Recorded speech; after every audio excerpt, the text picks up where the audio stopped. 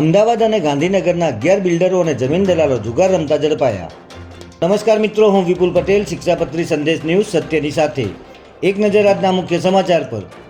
ગાંધીનગર જિલ્લાના રણાસણ ગામ નજીક નેશનલ હાઈવે 48 પાસે આવેલી એક લેબર કોલોનીમાં ચાલતા હાઈ પ્રોફાઇલ જુગારધામ પર ડભોડા પોલીસે દરોડો પાડી સપાટો બોલાવ્યો છે, જ્યાંથી પોલીસે અમદાવાદ અને ગાંધીનગરના 11 બિલ્ડરો અને જમીન દલાલોની ધરપકડ કરી છે.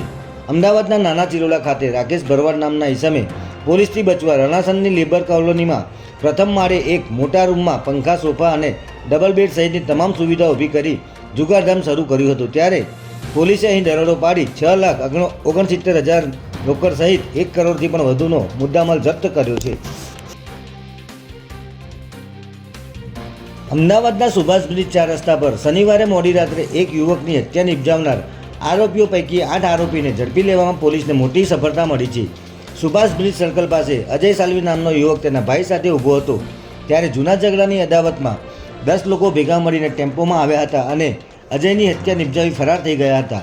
આ મામલે પોલીસે અલગ અલગ ટીમો બનાવી આરોપીઓને ઝડપી લેવા ચક્રો ગતિમાન કર્યા હતા. ત્યારે પોલીસે ગુનામાં વપરાયેલ વાહન સાથે 8 આરોપીઓને છત્રાલના એક ગોડાઉનમાંથી દબોચી લીધા છે.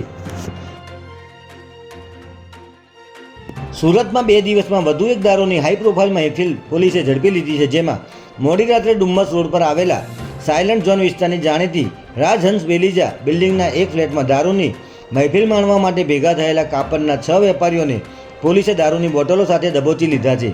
ફ્લેટમાં ભેગા થયેલા 6 વેપારી કોઈપણ પ્રકારના પરમિટ વગર વિદેશી દારૂની મહેફિલ માણી રહ્યા હોવાની બાતમીના આધારે પોલીસે અહીં દરોડો પાડી ફ્લેટ માલિક અનુપ પંપાડિયા સહિત 6 લોકોની ધરપકડ કરી વિદેશી દારૂની 14 બોટલો જપ્ત કરી છે. જય હિન્દ, જય ભારત.